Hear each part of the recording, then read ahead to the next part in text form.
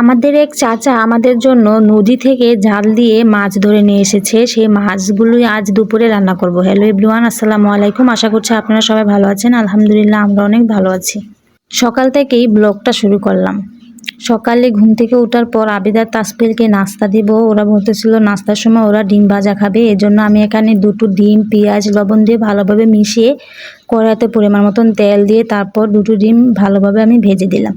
এপাশ ওপাশ করে ডিমটা লাল লাল করে ভেজে নামিয়ে নিলাম। তারপর আবিদা তাসপিলকে দিয়ে দিলাম, ওরা সকালের নাস্তাটা খেয়ে নিল। সকালের নাস্তা ওদেরকে খাওয়ানো হয়ে গেলে তারপর আমরাও সবাই একসাথে বসে নাস্তাটা খেয়ে নিয়েছিলাম। তারপর নাস্তা খাওয়ার পর দেখি আমাদের এক চাচা আমাদের জন্য অনেকগুলো মাছ নিয়ে এসেছে। চাচা মাছ ধরে জাল দিয়ে সেই জালের মাছগুলো নিয়ে এসেছে আমাদের জন্য। দেখুন মাছগুলো কিন্তু ফ্রেশ ছিল এবং তাজা ছিল, মাছগুলো কিন্তু নড়তে ছিল। এই মাছগুলো দেখেও ভালো লাগছিল। তারপর দাদি তার নাস্তা খাওয়া শেষে মাছগুলো কাটাকুটা করতে বসে গেল।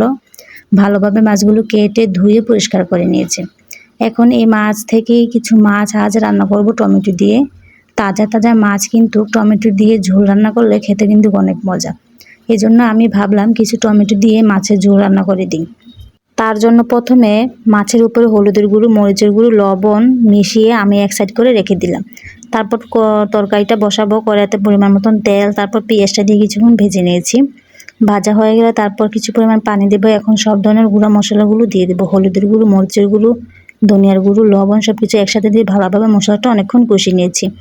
তারপর আমি টমেটোটা দিয়ে ভালোভাবে অনেকক্ষণ কষিয়ে নিলাম।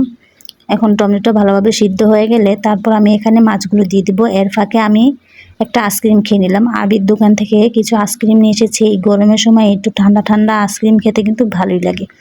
আইসক্রিমটা খেতে খেতে আমার ওদিকে টমেটোটা সুন্দরভাবে কষানো হয়ে গেছে। তারপর হলুদ লবণ মাখা মাছটাও আমি টমেটোর সাথে দিয়ে ভালোভাবে অনেকক্ষণ কষিয়ে নেব। দেখুন টমেটোর কালারটা দেখতে কত সুন্দর দেখাচ্ছে। দেখতে দেখতে কিন্তু আমার টমেটোর তরকারিটা এবং মাছটা ভালোভাবে কষানো হয়ে গেছে। তারপর আমি এখানে কিছু পরিমাণ ঝোল দিয়ে দিব। এখানে ঝোল কিন্তু বেশি দেওয়া যাবে না, যেহেতু কাঁচা মাছ রান্না করছি এজন্য অল্প পরিমাণ ঝোল দিব যাতে মাছটা ভেঙে না যায় এবং তরকারিটা খেতে যাতে মজা হয়, এই জন্য কিছু পরিমাণ ঝোল দিয়েছি। এখন ঝোলটা আমি ভালোভাবে অনেকক্ষণ জাল করে নেব। শেষে কিছু জিরার গুঁড়ো দিয়ে মাছের তরকারিটা নামিয়ে নেব।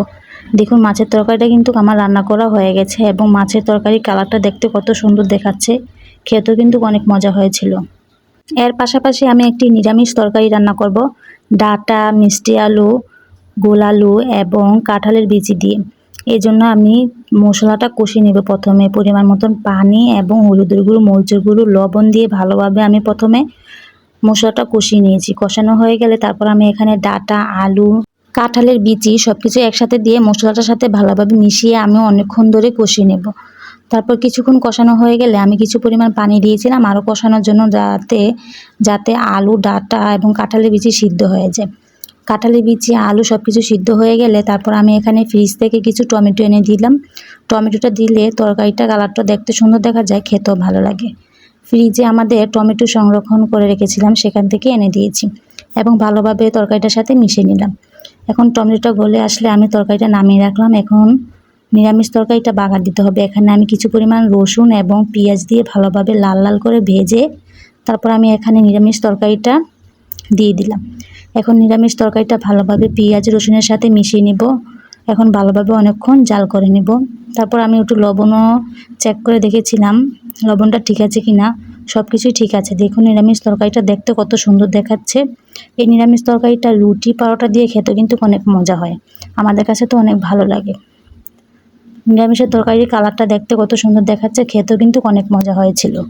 তরকারি রান্না করা হয়ে গেলে আমি এখানে ডালও রান্না করে নিয়েছি। এর পাশে আমি ভাতও রান্না করতে বসিয়ে দিয়েছি।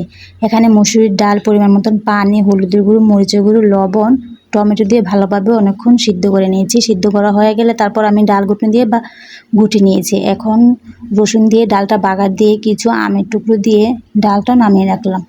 এই গরমের সময় একটু টক ডাল খেতে কিন্তু ভালোই লাগে। এই ছিল আজ আমাদের দুপুরে রান্নাবান্নার আয়োজন। তারপর আমরা সবাই দুপুরে গোসল করে নামাজ পড়ে সবাই একসাথে বসে ভাত খেতে বসে গেলাম। নিরামিষ তরকারিটা খেতে অনেক মজা হয়েছিল, সাথে আমি শুকনা মরিচ দিয়ে খেয়েছি, অনেক ভালো লেগেছে খেতে। অনেক দিন পরে খেয়েছি তো এই জন্য আরও অনেক বেশি ভালো লেগেছে। তারপর হঠাৎ করে বিকেলের দিক দিয়ে আকাশটা এত অন্ধকার ছিল, ঝড় বৃষ্টি উঠে গেল। এত বৃষ্টি পড়েছে যে আমাদের ছাদের আম গাছ থেকে অনেকগুলো আম পড়েছে। তারপর বৃষ্টি থামার পর মা এদিকে পানি সংরক্ষণ করে দিচ্ছে। আমরা তো বৃষ্টির পানি দিয়েই রান্নাবান্না করে থাকি, এই জন্য অনেকগুলো পানি সংরক্ষণ করে রেখেছে। বৃষ্টি থামার পর তাসপিল ছাদে চলে গেছে, ওখান থেকে অনেকগুলো আম টুকিয়ে নিয়ে এসেছে। এই ছিল আজ আমাদের সারাদিনের একটা ফুল ভিডিও। ভিডিওটি যদি ভালো লেগে থাকে লাইক, ফলো, সাবস্ক্রাইব করে তানজিন আক্তার ব্লগের সাথেই থাকবেন। সবাইকে ধন্যবাদ।